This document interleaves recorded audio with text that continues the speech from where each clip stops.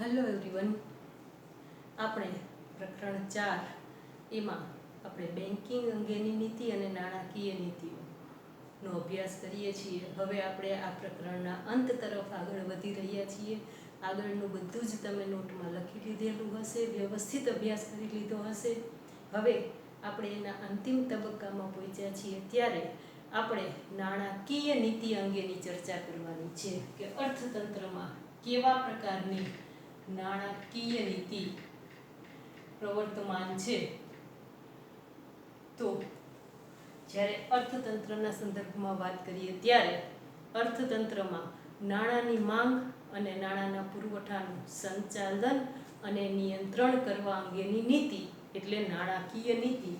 સૌથી પહેલાં તો એનો અર્થ તમારે આ રીતે લખવાનો છે. ફરીથી એક વખત બોલી જાઉં, કારણ કે આ બધાનું હું બોર્ડ પર કરું છું તો વિડીયો બહુ લાંબો થઈ જાય છે, અને લાંબો વિડીયો હોય ત્યારે તમને પછી બહુ કંટાળો આવે છે. એટલા માટે હું બોલું છું એ તમે બરાબર સાંભળજો.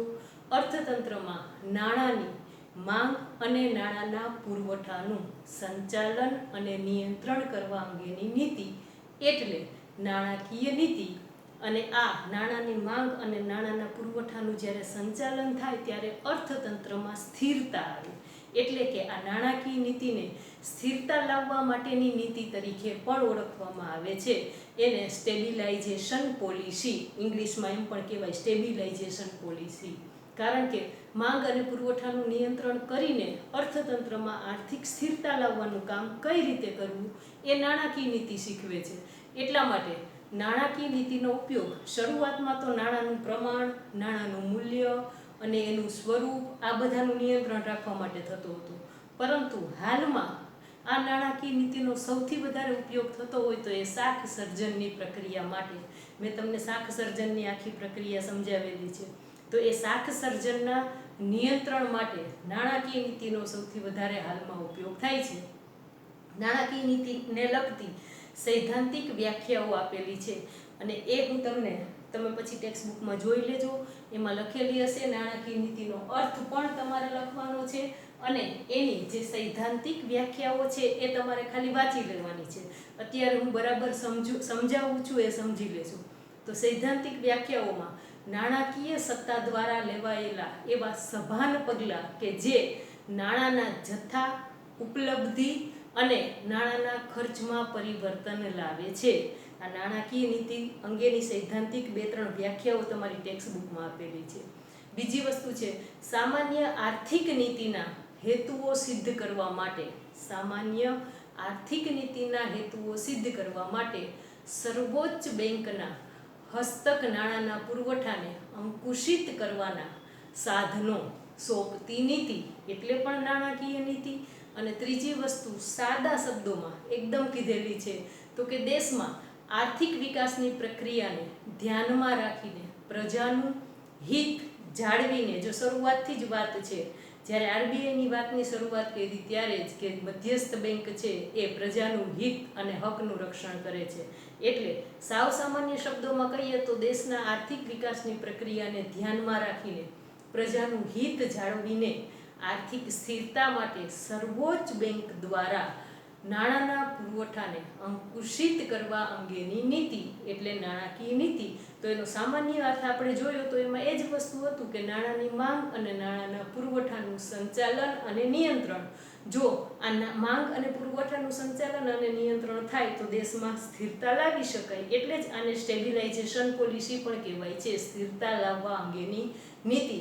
હવે આપણે નાણાકીય નીતિના સાધનો જોવાના છે. એમાં 2 પ્રકારના સાધનો, એક પરિમાણાત્મક સાધનો અને બીજા ગુણાત્મક સાધનો. તો સૌથી પહેલા નાણાકીય નીતિના સાધનો. નાણાકીય નીતિના સાધનો એમાં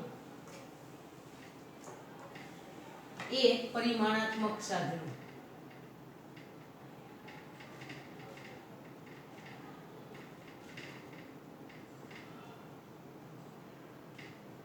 અને બી આપણે ગુણાત્મક સાધનો જોઈશું. તો પરિમાણાત્મક સાધનમાં કયા કયા સાધનો આવે છે એ વસ્તુ. તો એમાં સૌથી પહેલો પોઈન્ટ બેંક રેટ.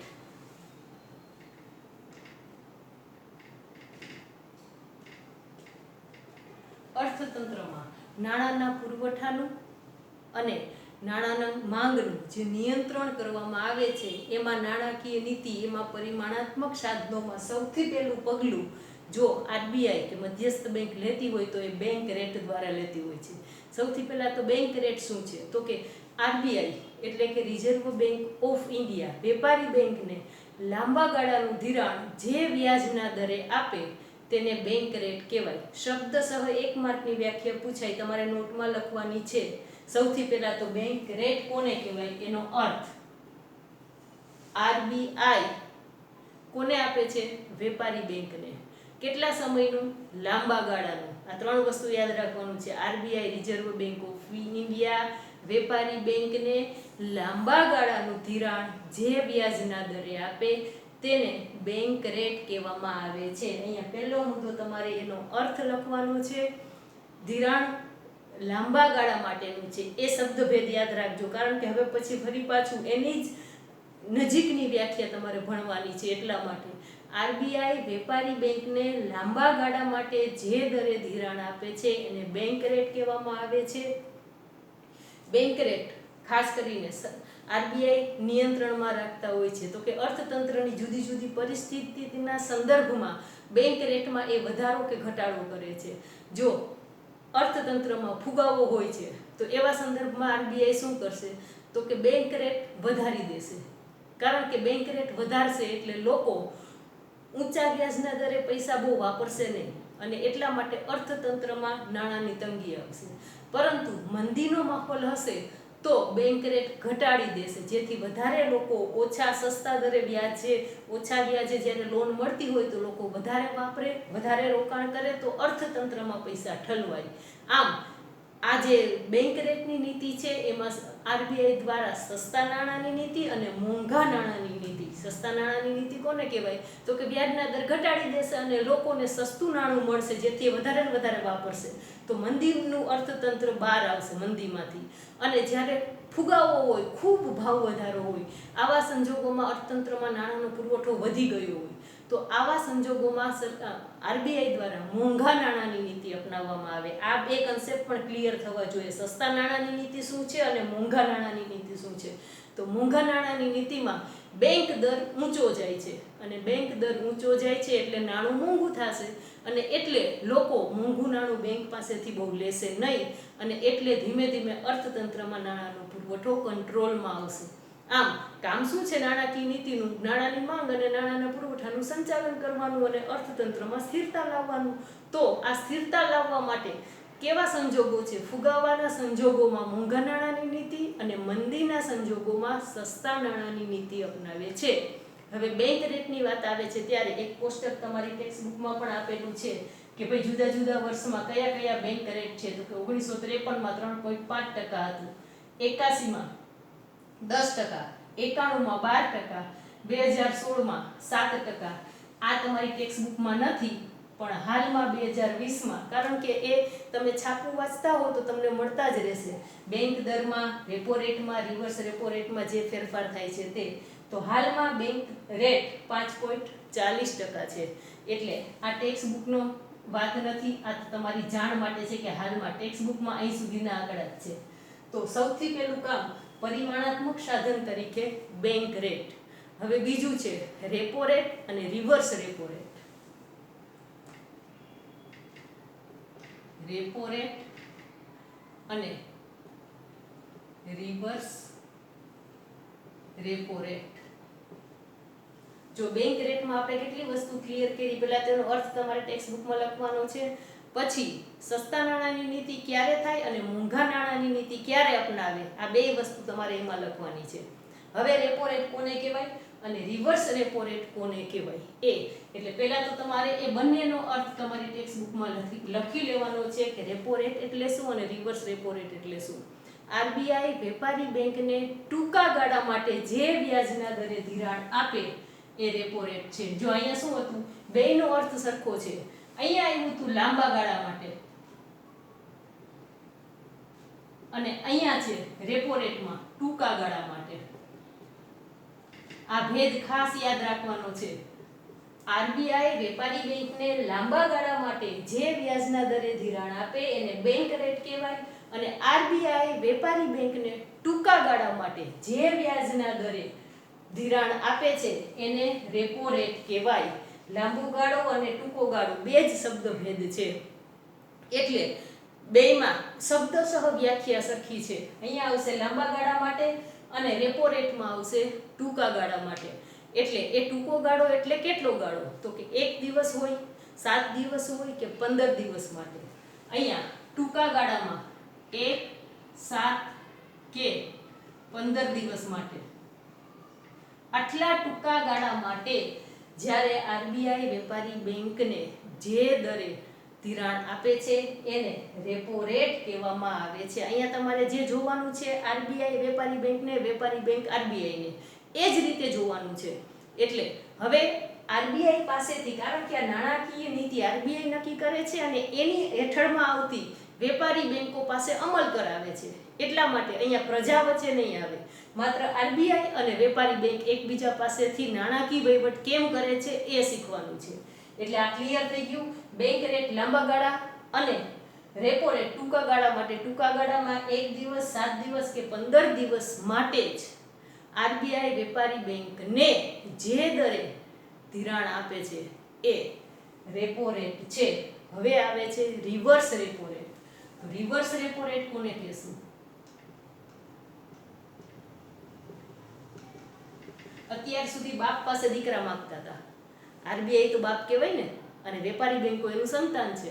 એટલે આ બેંક રેટમાં પણ આરબીઆઈ વેપારી બેંકને આપતી હતી, રેપો રેટમાં પણ આરબીઆઈ વેપારી બેંકને આપતી હતી. અહીંયા લાંબા ગાળા માટે છે, ટૂંકા ગાળા માટે છે. હવે આવે છે એનાથી ઊંધું રિવર્સ રેપો રેટ.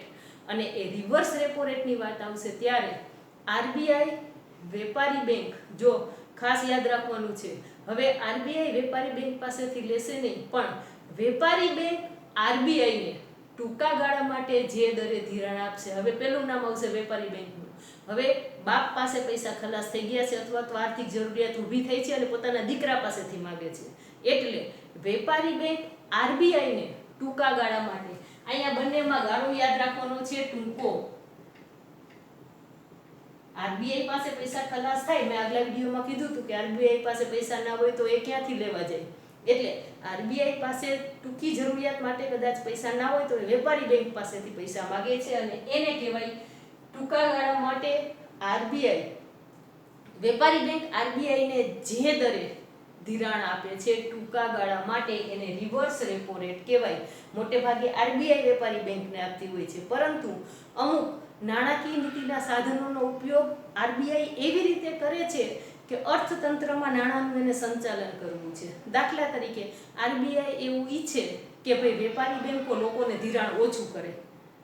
દાખલા તરીકે જુઓ, વેપારી બેંકો લોકોને ધિરાણ ઓછું કરે જેથી કરીને અર્થતંત્રમાં નાણું ઓછું ઠલવાય. જો આવું એ ઈચ્છતી હોય તો એ શું કરશે? રિવર્સ રેપો રેટ ઊંચો કરી દેશે, જેથી કરીને બેંકો છે એ પ્રજાને નાણું ના આપે પણ આરબીઆઈને આપે, જ્યાંથી એને વધારે ઊંચા દરે એને વ્યાજના દર ઊંચા આવશે, એટલે ત્યાં એની કમાણી વધુ થશે. વેપારી બેંક તો નફા કરતું એક સંસ્થા છે, કારણ કે એ તો ક્યાં સૌથી વધારે નફો મળે એ વિચારશે. એટલે એવા સંજોગોમાં પણ અર્થતંત્રની સ્થિરતા લાવવા માટે જ્યારે આરબીઆઈ એવું ઈચ્છે કે ભાઈ અર્થતંત્રમાં નાણાંનો પુરવઠો ઓછો ઠલવાય, તો એવા સંજોગોમાં પણ એ રિવર્સ રેપો રેટ ઊંચો કરી દેશે, જેથી કરીને અર્થતંત્રમાં નાણાંનો પુરવઠો ના ઠલવાય. એટલે વેપારી બેંક પ્રજાને ન આપે પૈસા, પરંતુ એ પોતાની પાસેની બચત છે જે પૈસા છે એ આરબીઆઈને આપશે, જેથી કરીને અર્થતંત્રમાં નાણાંનો પુરવઠો કંટ્રોલમાં રહે. પરંતુ જો આરબીઆઈ એવું ઈચ્છે કે અર્થતંત્રમાં નાણાંનો પુરવઠો વધુ ઠલવાય, તો આવા સંજોગોમાં એ આ રિવર્સ રેપો રેટ ઘટાડી દે. જો અહીંયા રિવર્સ રેપો રેટના બધા આંકડા આપેલા છે. રેપો રેટ 2006માં 6.5, રિવર્સ રેપો રેટ 5.50. 2010માં repo rate 5, reverse repo rate 3.50. જો રેપો રેટ છે એના કરતાં રિવર્સ રેપો રેટ ઓછો. પછી 2016 repo rate 6.5, reverse repo rate 6%. 2020 હાલમાં કે જે તમારી ટેક્સ્ટ બુકમાં નથી, ખાલી જાણ માટે છે, 5.15% અને એ ઘટીને રિવર્સ રેપો રેટ 4.90%. એટલે અત્યાર સુધીનો સૌથી ઓછો છે. એટલે આવા સંજોગોમાં રિવર્સ રેપો રેટ જ્યારે આરબીઆઈ ઘટાડી દે છે ત્યારે વેપારી બેંક છે એ પૈસા પ્રજાને વધુ આપવાનું ઈચ્છશે, કારણ કે પ્રજાને જે આપવાનો જે ટકાવારી છે એ 5.40% છે બેંક રેટ.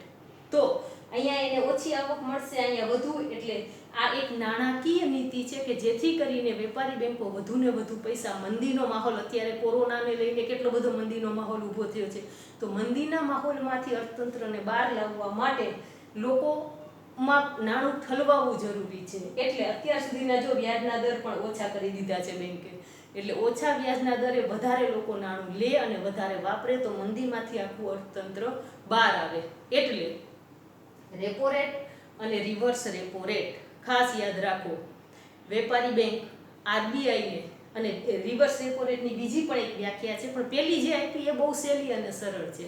બાકી વેપારી બેંક આરબીઆઈને જે વટાવ દરે પોતાની પાસે રહેલી જામીનગીરીઓ વેચે છે તેને બેંક દર, એને પણ બેંક રેટ કહે છે. કારણ કે એ જે રેપો રેટની વાત આવે છે ને એમાં બે વસ્તુ આવશે, પણ અહીંયા મેં તમને એક જ વસ્તુ કીધી છે રેપો રેટમાં, જે સીધી અને સરળ યાદ રહે એવી છે કે જેમાં વેપારી બેંક આરબીઆઈને, ખાસ કરીને વેપારી બેંકની વાત આવે છે ત્યારે બેંક રેટ વખતે આરબીઆઈ વેપારી બેંકને ખાલી ભેદ એ જ યાદ રાખવાનો છે, લાંબા ગાળાનો અને ટૂંકા ગાળાનો. બરાબર? એટલે અહીંયા લાંબા ગાળાનો છે બેંક રેટ, રેપો રેટ પણ ટૂંકા ગાળાનો છે. વ્યાખ્યા બેયની સરખી છે. રિવર્સ રેપો રેટની વ્યાખ્યામાં આખું રિવર્સ થઈ જશે. જે જગ્યાએ આરબીઆઈ વેપારી બેંકને આપતી હતી, હવે રિવર્સ રેપો રેટમાં વેપારી બેંક આરબીઆઈને ટૂંકા ગાળા માટે જે વ્યાજના દરે ધિરાણ આપે છે એને રિવર્સ રેપો રેટ કહેવામાં આવે છે. આટલું યાદ રાખવાનું છે. હવે રિવર્સ રેપો રેટ પહેલી અને બીજી જે નાણાકીય નીતિઓની વાત છે, ત્યાર પછી ત્રીજી વસ્તુ આવશે કપરા સમયમાં સ્થિરતા લાવવા માટે. આ ત્રીજું પગલું છે, જે પરિમાણાત્મક સાધનોના પગલાં જે લેવામાં આવેલા છે એમાં રેપો રેટ અને રિવર્સ રેપો રેટ બરાબર લખી લેજો. બંનેની વ્યાખ્યા કશું આડાઅવળું ન થાય એ ખાસ યાદ રાખીને. ત્રીજો એનું નાણાકીય નીતિ અને એના સાધનમાં, પરિમાણાત્મક સાધનમાં ત્રીજું સાધન છે કપરા સમયમાં સ્થિરતા લાવવા.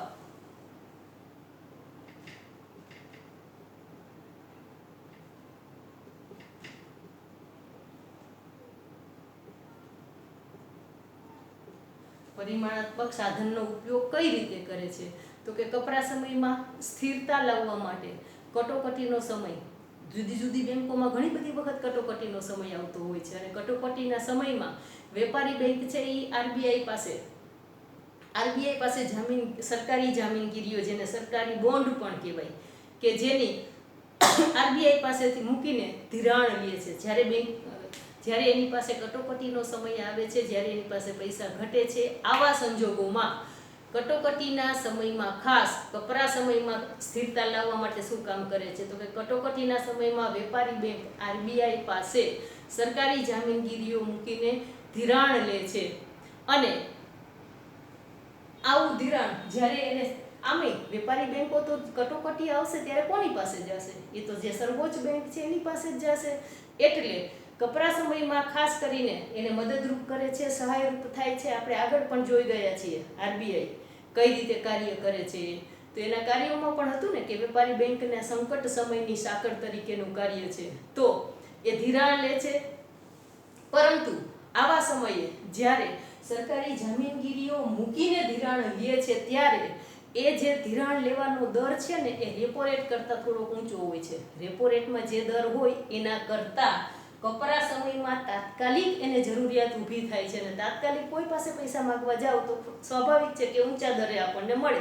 એટલે આ વસ્તુ અહીંયા યાદ રાખવાની છે કે અહીંયા જે ધિરાણ મળે છે સરકારી જામીનગીરીઓ આરબીઆઈ પાસે મૂકે છે અને એના બદલામાં મળે છે જે બોન્ડ મૂકે છે, કારણ કે તાત્કાલિક જરૂરિયાત ઊભી થઈ છે. એટલે તો એ જે બેંક મૂકે છે એના બદલામાં ધિરાણ મળે છે એ વ્યાજનો દર રેપો રેટ કરતાં થોડોક વધુ હોય છે.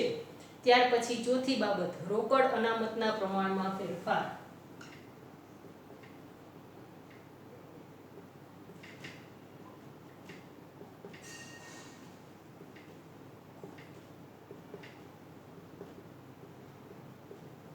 રોકડ અનામતનું પ્રમાણ CRR, આપણે શાક સર્જનની આખી પ્રક્રિયામાં બહુ સરસ રીતે આ વસ્તુ સમજી ગયા છીએ.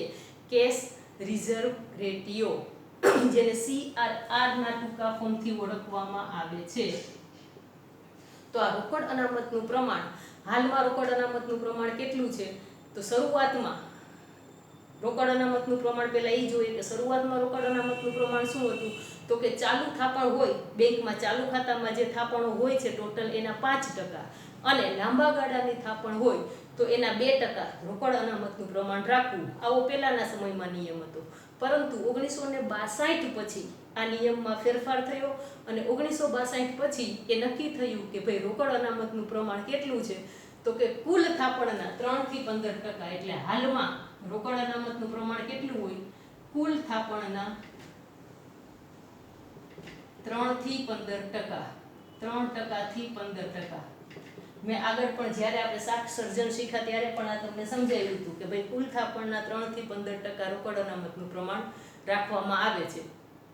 તો આ રોકડ અનામતનું પ્રમાણ એ સંદર્ભમાં પણ આવા જે પરિમાણાત્મક સાધન દ્વારા જે રીતે નિયંત્રણ રાખે છે શાકનું અથવા તો અર્થતંત્રનું, તો એ નિયંત્રણ કઈ રીતે થાય છે? તો કે આ રોકડ અનામતના પ્રમાણ દ્વારા પણ ફુગાવાનું નિયંત્રણ કરી શકે છે.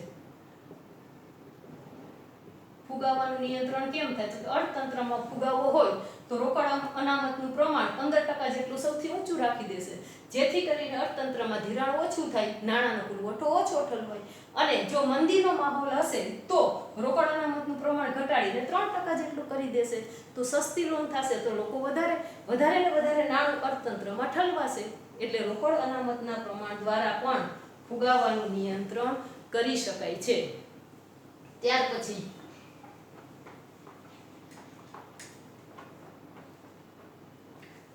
પાંચમી બાબત, એક આ રોકડ અનામતનું પ્રમાણ છે એ 3 થી 15% હોય,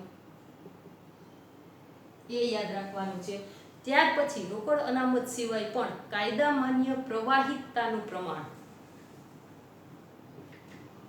કાયદા માન્ય પ્રવાહિતતાનું પ્રમાણ એ પણ અલગ રાખવાનું હોય છે.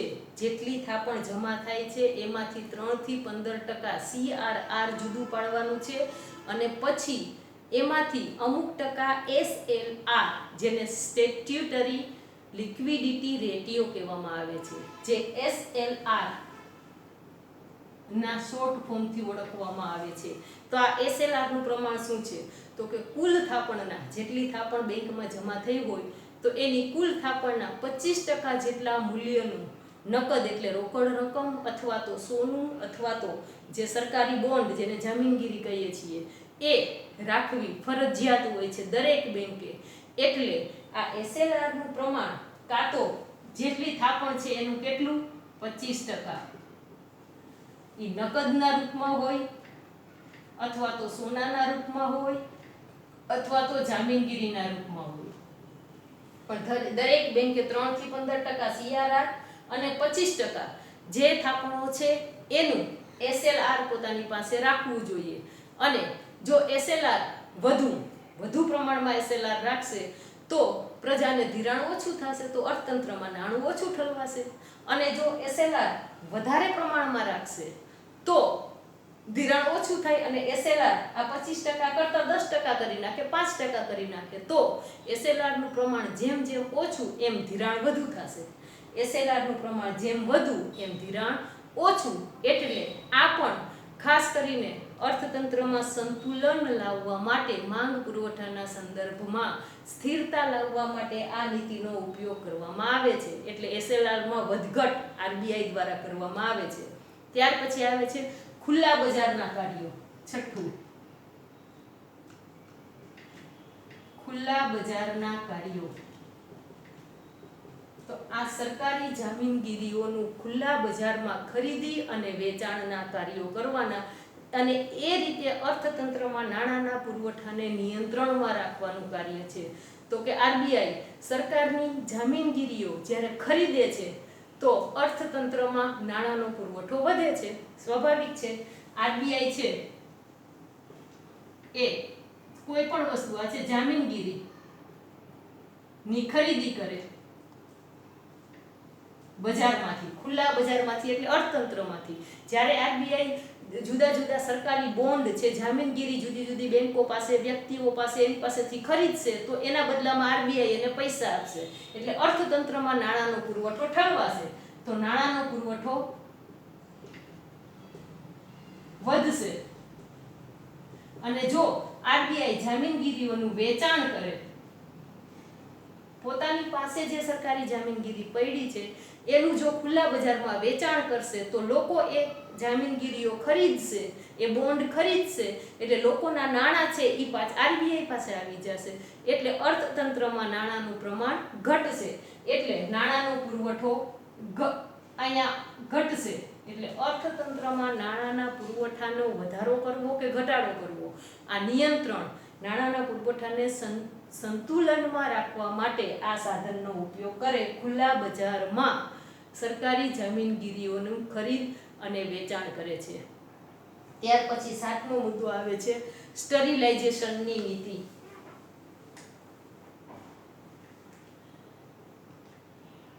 સ્ટરીલાઇઝેશનની નીતિ. તો સ્ટરીલાઇઝેશનની નીતિ આરબીઆઈ નું હુંડિયામણનું સરવૈયું, ખાસ કરીને જ્યારે રિઝર્વ બેંક છે વિદેશ વેપારના સંદર્ભમાં હુંડિયામણ, ખાસ કરીને વિદેશી ચલણ પોતાની પાસે સાચવે છે, વિદેશી મૂડી કેટલી બહાર જાય છે અને કેટલી આવે છે એનું સરવૈયું એની પાસે રહે છે. એટલે આરબીઆઈનું જે વિદેશી હુંડિયામણનું સરવૈયું છે, જમા અને ઉધાર બાજુ છે, એ જ્યારે ખોરવાઈ જાય ત્યારે ખુલ્લા બજારમાં સરકારી જામીનગીરીઓની ખરીદી કે વેચાણ, જેમ ખુલ્લા બજારમાં આગળ હતું ને ખુલ્લા બજારના કાર્યો, એમાં સરકારી જામીનગીરીની ખરીદી વેચાણનું કામ થતું હતું, એવી જ રીતે સ્ટરીલાઇઝેશનની નીતિમાં સરવૈયું અંતે સરખું કરવું છે. અને એ જ્યારે હુંડિયામણનું સરવૈયું આરબીઆઈનું સરખું કરવાનું છે ત્યારે એ ખુલ્લા બજારમાં સરકારી જામીનગીરીઓ વેચીને અથવા તો ખરીદીને એ સરવૈયાને બેલેન્સ કરશે. એટલે એ નીતિ છે એ સ્ટરીલાઇઝેશનની નીતિ કહેવામાં આવે છે.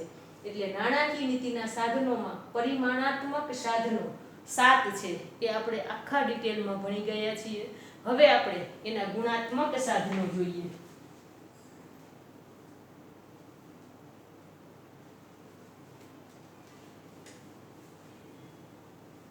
એ પરિમાણાત્મક સાધનો અને બી ગુણાત્મક સાધનો. એટલે ગુણાત્મક સાધનો આપણા પૂરા થાય ત્યાં જ આપણું આખું ચેપ્ટર પણ પૂરું થઈ જશે. નાણાકીય નીતિના ગુણાત્મક સાધનો. તો હવે જ્યારે ગુણાત્મક સાધનની વાત કરીએ છીએ ત્યારે ગુણાત્મક સાધન એટલે શું, કોને કહેવાય? જેમ આપણે નાણાકીય નીતિ એટલે શું કીધું હતું અને પરિમાણાત્મક સાધનો છે તો કે જે સીધા અર્થતંત્રમાં નાણાંના માંગ અને પુરવઠાને કંટ્રોલમાં રાખીને અર્થતંત્રમાં સ્થિરતા લાવવાનું કામ કરતા એ સાધનો હતા. તો આ ગુણાત્મક સાધનો એ કેવા છે તો કે જરૂરી ક્ષેત્રો માટે જ તર્કપૂર્વક વપરાતા સાધનો એટલે ગુણાત્મક સાધનો. તો આવા ગુણાત્મક સાધનો કઈ રીતે કામ કરે છે? તો સૌથી પહેલું સલામતીની જરૂરિયાત. સલામતીની જરૂરિયાત તો કે જ્યારે કોઈ પણ બેંકને કે કોઈ પણ વ્યક્તિને લોન આપવામાં આવે છે કે ધિરાણ આપવામાં આવે છે ત્યારે જો એમને આપી દઈએ તો તમે જુઓ છો આલિયા માલિયા અત્યારે આપણે બધું જોઈએ છીએ અને ક્યાં ક્યાં વિદેશમાં ભાગી ગયા છે, કેટલી બધી લોન લઈને કશું ચૂકવા વગર. એટલે આરબીઆઈ આવી બધી જ બાબતને બહુ સચોટતાથી ધ્યાન રાખે છે, છતાંય આટલા ફ્રોડ થાય છે. એટલે સૌથી પહેલો નિયમ એ છે ગુણાત્મક સાધનનો કે ભાઈ ધિરાણ જ્યારે આપે છે ત્યારે ધિરાણના બદલામાં સલામતી પેટે કાં તો ઘરેણાં રાખવાના, કાં તો તમારી ગાડી, કાં તો તમારું મકાન, જમીન, પ્લોટ જે કંઈ છે એ સલામતી પેટે આપણી પાસેથી એ લખાવે છે અને એના કાગળિયા જે કાંઈ છે એ બધી એની આખી ફાઇલ બેંક એની પાસે જમા રાખે છે. આપણે લોન ભરપાઈ કરીએ પછી જ એ આપણને પાછી આપે છે. એમને કોઈ પણ બેંક લોન આપે નહીં. એટલે ધિરાણના બદલામાં આવી કોઈને કોઈ મહત્વની મોંઘી વસ્તુ સામે લખાવી લે છે. સાથે સાથે 2 જામીન પણ જોઈએ છે અને ત્યાર પછી આપણને લોન મળે છે. અને જો આપણે લોન ચૂકવી ન શકીએ તો આપણે જે જમીન કે જે મકાન કે જે પ્લોટ જે કાંઈ એને દીધું છે, જમા કર્યું છે, લખી દીધું છે એ જપ્ત કરી લે છે. એટલે બેંક પોતાની સલામતી માટે આવું અવેજમાં કંઈક વસ્તુ રાખે છે. એટલે સલામતીની જરૂરિયાત માટે આ ગુણાત્મક સાધન છે. એને કંઈક ને કંઈક એની પાસે રાખવું જોઈએ. ને તો બધી જ બેંક ફ્રોડ, કેટલા લોકો ફ્રોડ કરે અને ધિરાણ લઈ કોઈ પાછું આપે જ નહીં. એટલે સૌથી પહેલું સલામતીની જરૂરિયાત ગુણાત્મક સાધનમાં. બીજું માર્જિનની જરૂરિયાત. ગુણાત્મક સાધનો સાવ સહેલા છે.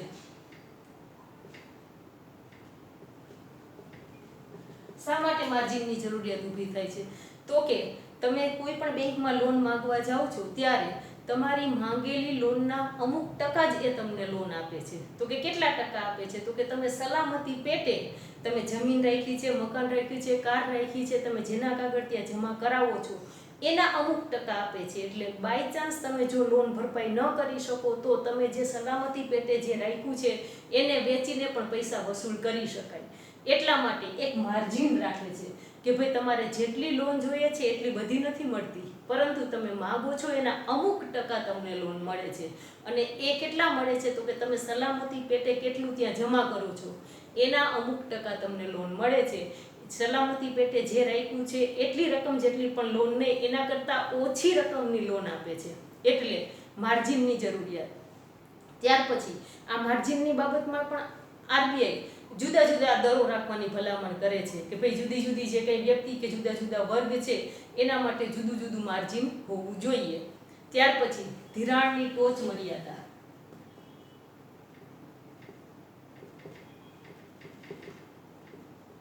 તો આ ધિરાણ કોને કેટલું આપવું, વ્યક્તિને, પેઢીને, અને ધિરાણ કે લોન કોઈ પણ વ્યક્તિને ક્યાં સુધી આપી શકાય? તો આ અંતિમ ટોચ મર્યાદા આરબીઆઈ નક્કી કરે છે કે કોઈ વ્યક્તિને કે એકમને ધિરાણ ક્યાં સુધી આપવું. નહીં તો બધાને અનલિમિટેડ પૈસા જોતા જ હોય છે. કોઈની માણસની પૈસાની ભૂખ પૂરી જ નથી થતી. એટલે આરબીઆઈ નક્કી કરે છે કે ધિરાણ કેટલું આપવું, એની મહત્તમ ટોચ મર્યાદા. ત્યાર પછી ચોથી અને છેલ્લી બાબત, ભેદભાવયુક્ત અથવા તો ભેદ પારખું વ્યાજના દર. ભેદભાવયુક્ત અથવા તો ભેદ પારખું વ્યાજના દર. આવા વ્યાજના દરની ભલામણ આરબીઆઈ કરે છે. શા માટે? તો કે બધા જ ને એક જ સરખા વ્યાજના દરે લોન કે ધિરાણ આપતી નથી. વ્યક્તિ કેવી છે એ જોઈને અને વ્યક્તિની જરૂરિયાત કેવી છે એ જોઈને વ્યાજના દર નક્કી કરવાની ભલામણ કરે છે. જો ગરીબ ખેડૂત છે અને ખેતી કરવા માટે લોન જોઈએ છે તો એને સસ્તા દરે, નીચા દરે વ્યાજ એને ધિરાણ આપવું. અને પૈસાદાર વ્યક્તિ છે અને મોજ શોખની વસ્તુ માટે એ જ્યારે ધિરાણ લે છે, એને બહુ BMW કાર લેવી છે અને લોન જોઈએ છે, તો આવી જ્યારે મોટી વસ્તુ અને મોજ શોખની વસ્તુ માટે જ્યારે પર્સનલ જરૂરિયાત માટે જ્યારે કોઈ પૈસાદાર વ્યક્તિ લોન લેવા જાય તો એને ઊંચા દરે ધિરાણ આપવામાં આવે છે. એટલે આરબીઆઈ જુદા જુદા જે કંઈ વર્ગો છે એના માટે જુદા જુદા વ્યાજના દર રાખવા એવી ભલામણ કરે છે અને એ મુજબ જ એ જુદા જુદા વર્ગો માટે જુદા જુદા વ્યાજના દર નક્કી કરે છે. આમ અહીંયા આપણા નાણાકીય નીતિના પરિમાણાત્મક સાધનો અને ગુણાત્મક સાધનો બંને પૂરા થઈ ગયા છે. મોસ્ટ આઈએમપી નાણાકીય નીતિના પરિમાણાત્મક સાધનો છે bank rate, repo rate, reverse repo rate. 1 માર્કના પ્રશ્નોમાં પણ પૂછાય છે. એટલે એ રીતે એમસીક્યુમાં પૂછાય અને આખો પ્રશ્ન નાણાકીય નીતિના પરિમાણાત્મક સાધનો એ રીતે પણ તૈયાર કરવાનો છે. એટલે એના ગુણાત્મક સાધન કરતાં પરિમાણાત્મક સાધનો મોસ્ટ આઈએમપી છે. એટલે એ રીતે લખજો બંને સાધનો અને એ રીતે તૈયારી કરજો. આપણું અહીંયા ચેપ્ટર પૂરું થાય છે. આ નોટ આખી કમ્પ્લીટ કરી લેજો. હવે પછી આપણે મળીશું 5મા ચેપ્ટરમાં. નમસ્તે.